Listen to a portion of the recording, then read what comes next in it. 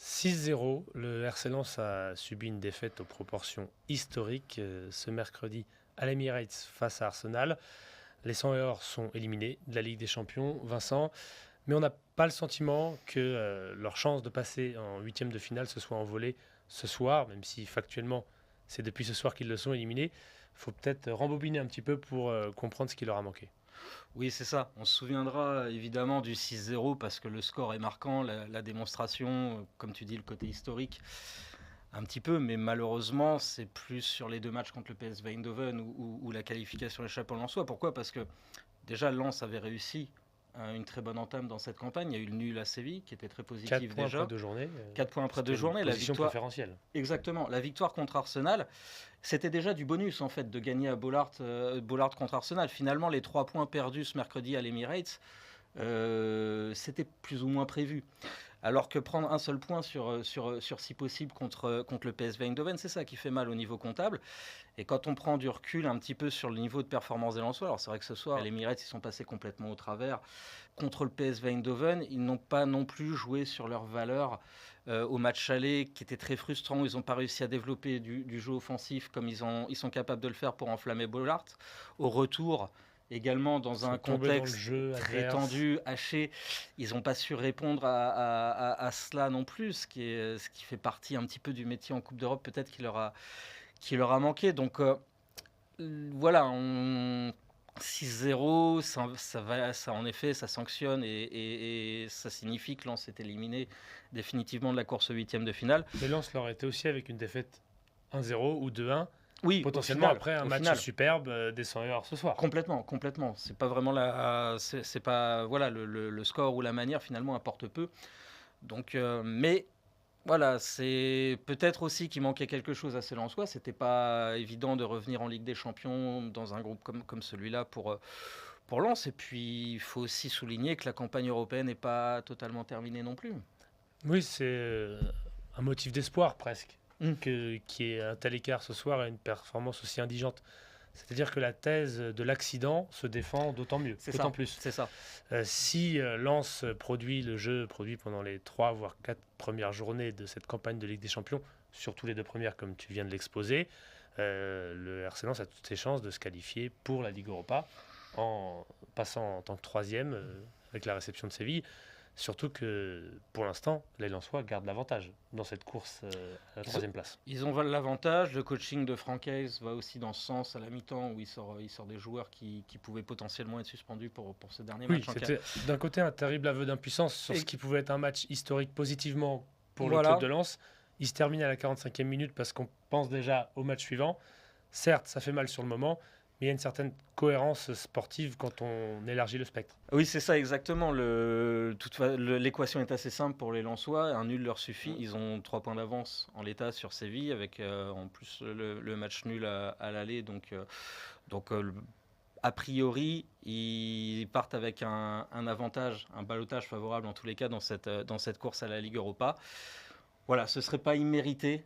Sur l'ensemble de leur campagne européenne, il y a quand même eu pas mal de choses positives. De continuer une aventure européenne, même si ce n'est plus en Ligue des Champions. Un cauchemar, un calvaire, un naufrage, on ne sait pas trop quel mot utiliser pour qualifier le match de Lens, laminé 6-0 contre Arsenal à l'Emirates en Ligue des Champions. La qualification, évidemment, les chances de qualification pour les huitièmes de finale se sont envolées pour les 100 heures, mais surtout, on n'a pas vraiment reconnu Lens à l'Emirates, Simon. On n'a pas reconnu les Lensois alors qu'ils ont beaucoup communiqué là-dessus pendant toute cette campagne de Ligue des Champions. Ce qui leur tenait à cœur, c'était qu'on les reconnaisse justement. Gagner ou perdre, évidemment l'objectif était de gagner, mais surtout ce qui était important pour eux, c'est de rester fidèles à leurs valeurs, leurs forces, leurs principes. Et ils avaient plutôt réussi à le faire en ce début de campagne. Et là, pas du tout. Contrairement au match aller où ils avaient été stimulés par l'atmosphère de Bollard, qui les avait poussés à ce succès 2-1 face à ces mêmes Gunners.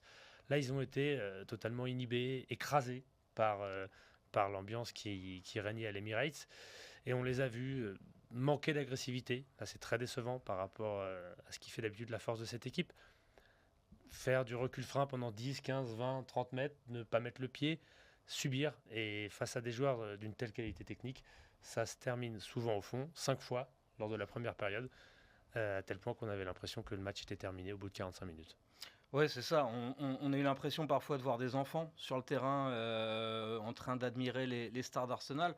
On peut penser notamment au cadre de l'équipe lensoise, Kevin Danso sur les 2 premiers buts, qui est très très attentiste, alors que normalement, c'est lui le chef de la défense lensoise, c'est lui qui est censé tirer l'équipe un peu vers le haut et qui lui donne sa qualité défensive. Là, il a plus incarné les lacunes derrière de Lens. On pense aussi à Brice Samba dans le but qui a jamais dégagé la sérénité d'un gardien de niveau international.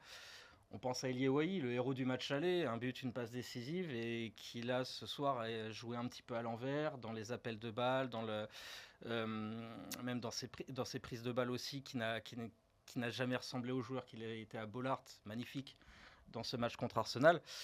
Aussi à Franck Hayes, le coach de Lens qui finalement a aligné une équipe assez défensive avec Abdoul Samed et Nampalis Mendy au milieu de terrain. Il avait l'option El Ainaoui qui a quand même apporté du liant entre le milieu et l'attaque depuis qu'il est rentré dans l'équipe.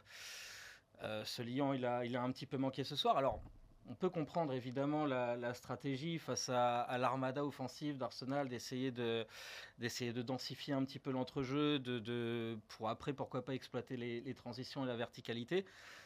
Mais c'est pas impossible qu'il soit trompé aussi dans son choix et que finalement il ait communiqué un petit peu cet attentisme dans sa composition d'équipe à ses joueurs.